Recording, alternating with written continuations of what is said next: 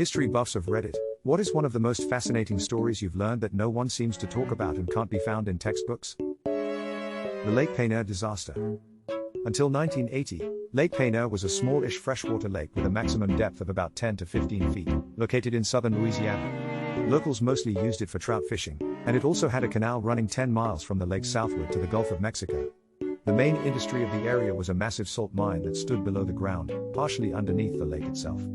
Thing is, huge natural salt deposits like this often coincide with oil reserves, so it wasn't out of the ordinary when oil companies came searching. In November of 1980, Texaco had set up a rig in the lake and was doing some exploratory drilling, hoping to make bank. Little did they know that one of their triangulation coordinates was slightly off, and so they had incorrectly guessed the location of the salt mine below their feet. Their drill bit punched into the roof of the salt deposit about 400 feet earlier than expected, and water began to drain slowly into the salt. And what happens when salt meets water? It dissolves. As the water dissolved more and more salt, it made more and more room for water to be sucked down, which in turn dissolved more salt and made more room, setting off a massive chain reaction. The oil rig on the surface keeled to the side and collapsed, its workers barely escaping before the water pressure became too much to swim through. The remnants of the rig were sucked into the bottom of the lake in what had turned from a tiny hole to a whirlpool, the force of the water shearing away soil and making a bigger hole as it went. The salt mine at the time was fully staffed with workers 1,500 feet below the ground, who were going about their daily shifts in the mine without any knowledge of the events taking place above them, until they saw water dripping through the roof of the tunnels. Thanks to well-rehearsed evacuation plans, none of them died before the mine was flooded, but water is just about the worst thing you can see in a salt mine. The whirlpool on the surface, having eaten the rig, began to suck down the entire contents of the lake itself, including 11 barges, various small boats, and yes, the poor trout. The whirlpool grew into a maelstrom, its pressure increasing and in turn building more pressure by creating a bigger and bigger hole, eroding more and more of the salt mine. As it pulled down the entire lake, the water began to shear away at the shores, creating landslides and tearing trees out by the roots. Many of Jefferson Island's 100-year-old pecan trees were lost to the maelstrom, along with several local homes that sat on the shore of the lake and were ripped out by the foundation. The local botanical gardens was destroyed entirely as the soil underneath it was eroded in the span of only a few hours. Compressed air inside the mine finally exploded out through the mine shafts, quickly followed by a 400-foot geyser erupting from the mine's entrance. Not only did Lake Peigneur drain entirely into the mine, dragging 64 acres of destroyed land with it, but the pressure was so great that it also reversed the direction of the Delcamp Canal. The ocean water from the Gulf of Mexico rushed northward through the canal to fill the Peigneur Basin, temporarily creating the largest waterfall in Louisiana. The chaos didn't end until the pressure equalized about a week later. When things had finally calmed down, the lake had changed drastically. Its maximum depth was now about 200 feet, as opposed to its previous 10. Its shoreline had expanded, chimneys sticking straight out of the water where houses had once been. 9 out of the 11 barges claimed by the maelstrom floated back to the surface, although 2 remained somewhere in the ground below. The botanical gardens were gone, and many of the local trees.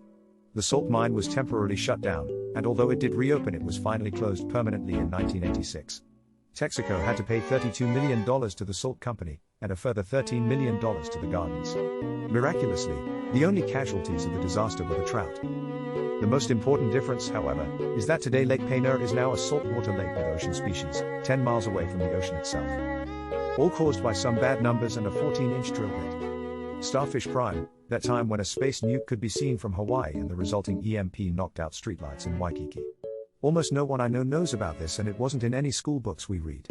You think a space nuke, to see if we could blow up an asteroid belt, would make it into textbooks? Especially when tens of thousands of people witnessed a sun in the sky at night time. The May incident in World War II. American submarines were very good at getting away from Japanese surface ships. This was because the Japanese thought American submarines could only reach a much shallower depth than they actually could, and they never set their depth charges to these deeper depths. Congressman Andrew May decided it would be a good idea to hold a press conference announcing this fact. From then on, the Japanese set their depth charges to these deeper depths.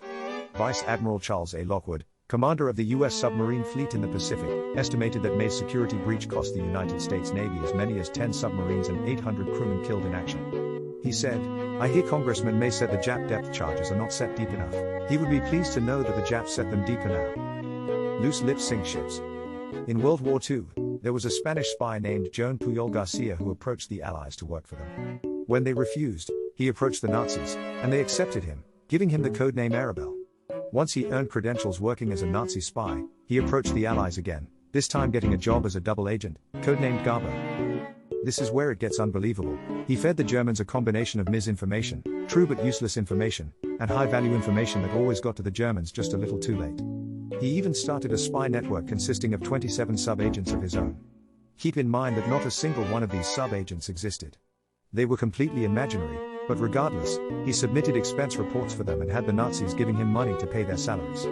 At one point, when he had to explain why some high-value information got to the Germans late, he told them that one of his spies had died. He actually got the Germans to pay the imaginary spy's imaginary wife a very real pension for her loss. Not only did his false information get the Nazis to waste millions of dollars, but he was also instrumental in convincing the Nazis that the attacks on D-Day were just a diversion, and a real attack was yet to come, keeping vital German resources away from the front lines. He is one of the only people to ever get an Iron Cross from the Germans, which required Hitler's personal authorization, since he wasn't a soldier, and an MBE from King George VI.